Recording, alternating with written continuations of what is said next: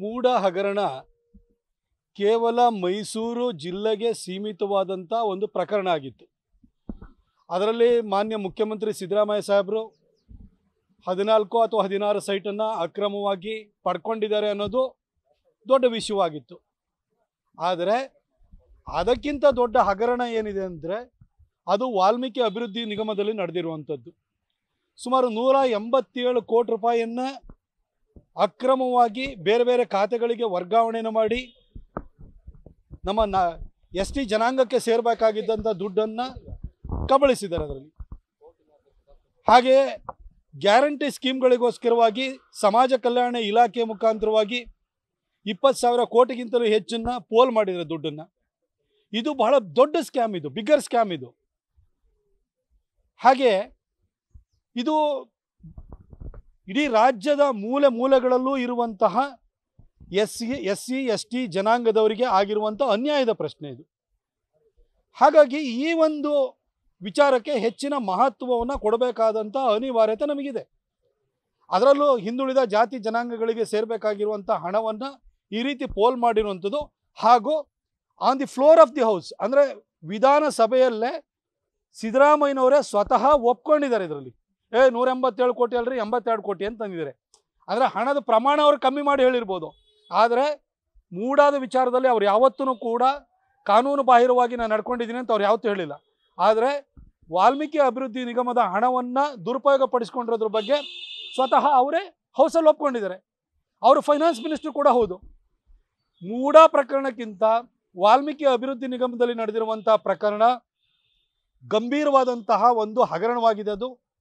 ಅದನ್ನು ನಾವು ಕೈಗೆತ್ತಿಕೊಂಡು ಪಾದಯಾತ್ರೆಯನ್ನು ಮಾಡಬೇಕು ಅಂತ ಹೇಳಿ ಪಕ್ಷದಲ್ಲಿರುವಂಥ ಕೆಲವು ಹಿರಿಯರು ಯೋಚನೆಯನ್ನು ಮಾಡಿದ್ದಿದೆ.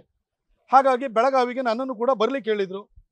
ಮೂಡ ಹಗರಣ ಕೇವಲ ಮೈಸೂರು ಜಿಲ್ಲೆಗೆ ಸೀಮಿತವಾದಂಥ ಒಂದು ಪ್ರಕರಣ ಆಗಿತ್ತು. ಅದರಲ್ಲಿ ಮಾನ್ಯ ಮುಖ್ಯಮಂತ್ರಿ ಸಿದ್ದರಾಮಯ್ಯ ಸಾಹೇಬರು 14 ಅಥವಾ 16 ಸೈಟನ್ನು ಅಕ್ರಮವಾಗಿ ಪಡ್ಕೊಂಡಿದ್ದಾರೆ ಅನ್ನೋದು ದೊಡ್ಡ ವಿಷಯವಾಗಿತ್ತು.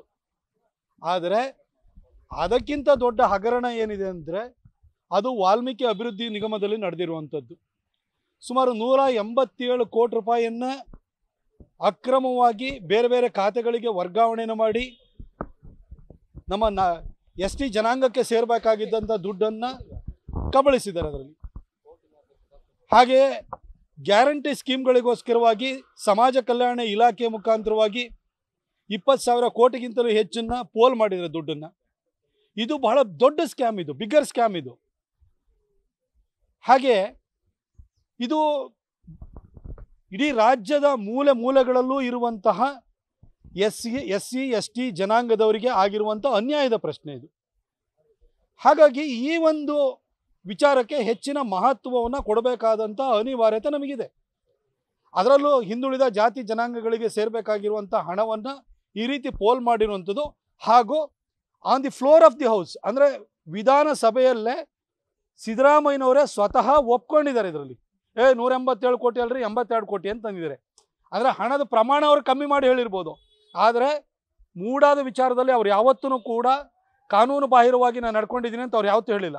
ಆದರೆ ವಾಲ್ಮೀಕಿ ಅಭಿವೃದ್ಧಿ ನಿಗಮದ ಹಣವನ್ನು ದುರುಪಯೋಗ ಪಡಿಸ್ಕೊಂಡಿರೋದ್ರ ಬಗ್ಗೆ ಸ್ವತಃ ಅವರೇ ಹೌಸಲ್ಲಿ ಒಪ್ಕೊಂಡಿದ್ದಾರೆ. ಅವರು ಫೈನಾನ್ಸ್ ಮಿನಿಸ್ಟರ್ ಕೂಡ ಹೌದು. ಮೂಡಾ ಪ್ರಕರಣಕ್ಕಿಂತ ವಾಲ್ಮೀಕಿ ಅಭಿವೃದ್ಧಿ ನಿಗಮದಲ್ಲಿ ನಡೆದಿರುವಂಥ ಪ್ರಕರಣ ಗಂಭೀರವಾದಂತಹ ಒಂದು ಹಗರಣವಾಗಿದೆ.